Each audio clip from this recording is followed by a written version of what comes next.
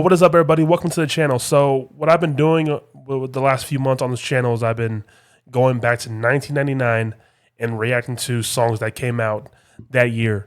And a big project that dropped in 1999 was Dr. Dre's album, the 2001 album. Classic hits all over the place with that album. And I'm going to react to one of my favorite songs off that album. Oh, What's the Difference, featuring Eminem and Xzibit. But yeah, I've been kind of going through. I started going through like the Rough Riders collection album.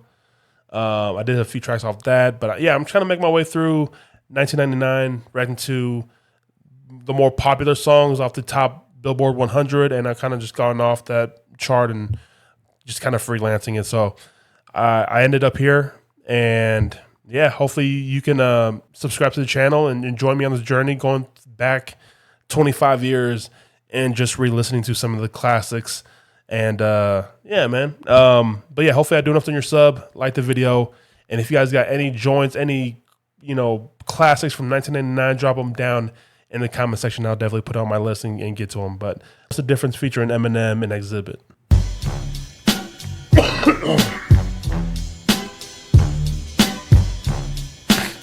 What's the difference between me and you? What's the difference between me and you?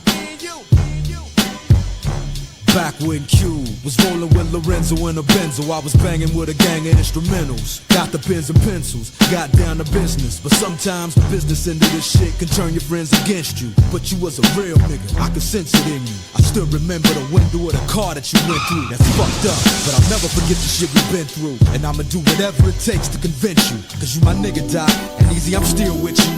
Fuck the beef, nigga, I miss you. And that's just being real with you. You see, the truth is, everybody wanna know how close me and Snoop is, and who I'm still cool with. Then I got these fake ass niggas I first flew with, claiming they non-violent, talking like they spit venom in interviews, speaking on reunions, move units, then talk shit, and we can do this. Until then, I ain't even speaking your name. Just keep my name out of your mouth and we can keep it the same, nigga. It ain't that I'm too big to listen to the rumors, it's just that I'm too damn big to pay attention to them. That's the difference. So Dre's verse was all about kind of clearing the air, maybe the headlines that were going around on the media during that time, maybe talking about some beefs or some fallouts with friendships that he had with people from the West Coast, stuff like that. So I feel like his verse was really just catered to clearing the air with a lot of people and putting it out on this track. But what I love is his closing line is, "It ain't that I'm too big to listen to the rumors. It's just that I'm too damn big to pay attention to them or pay attention to them." That's the difference. That's a hard line to end off. I ain't even speaking your name. Just keep my name out of your mouth and we can keep it the same, nigga. It ain't that I'm too big to listen to the rumors. It's just that I'm too damn big to pay attention to them. That's the difference. What's the difference between That's crazy. me and you? You talk a good one, but you don't do what you're supposed to do. I act on what I feel and never deal with emotions. I'm used to living big dog style with straight coaches. What's the difference between me and you? You talk a good one, but you don't do what you're supposed to do.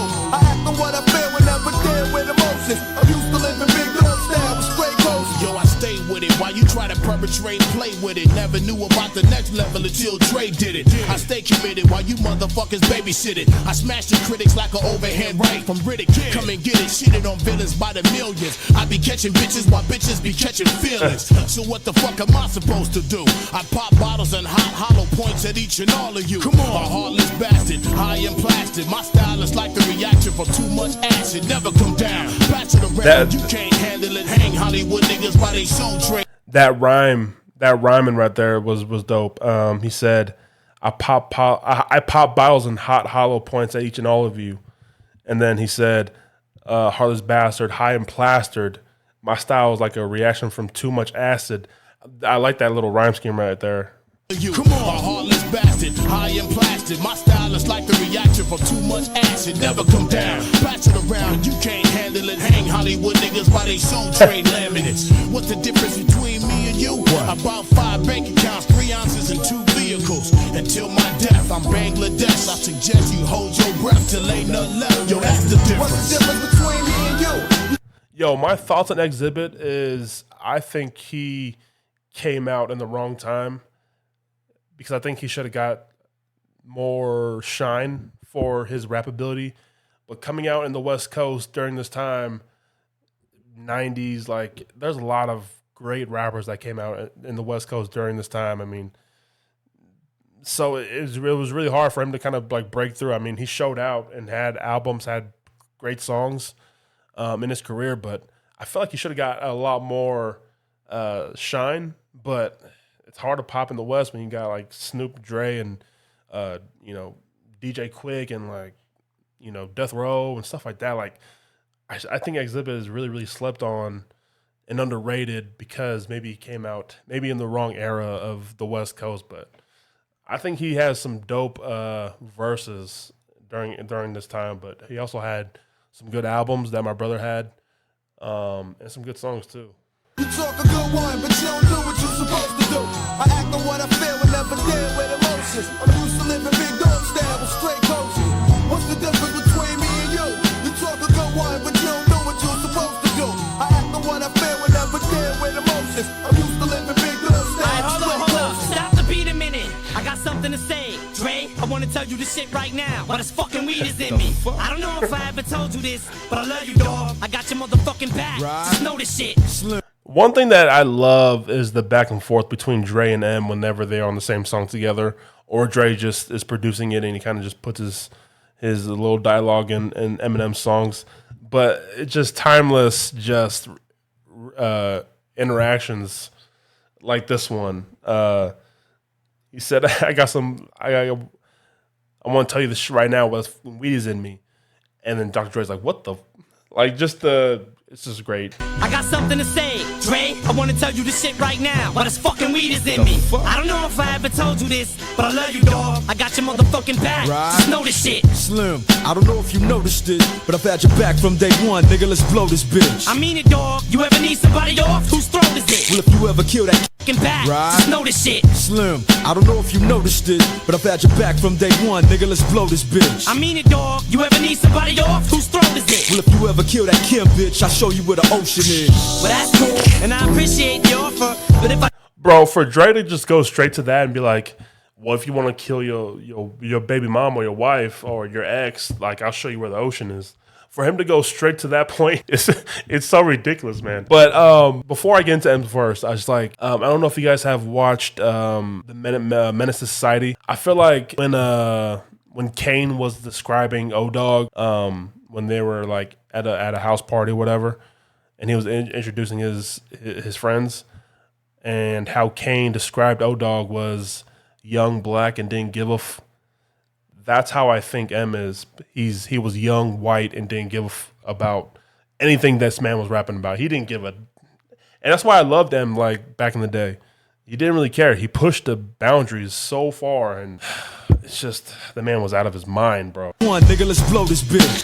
I don't know if I ever told you this, but I love you, dog. I got your motherfucking back. Just know this shit. Slim, I don't know if you noticed it, but I've had your back from day one, nigga. Let's blow this bitch. I mean it, dog. You ever need somebody off? Whose throat is it? Well, if you ever kill that Kim bitch, I'll show you where the ocean is.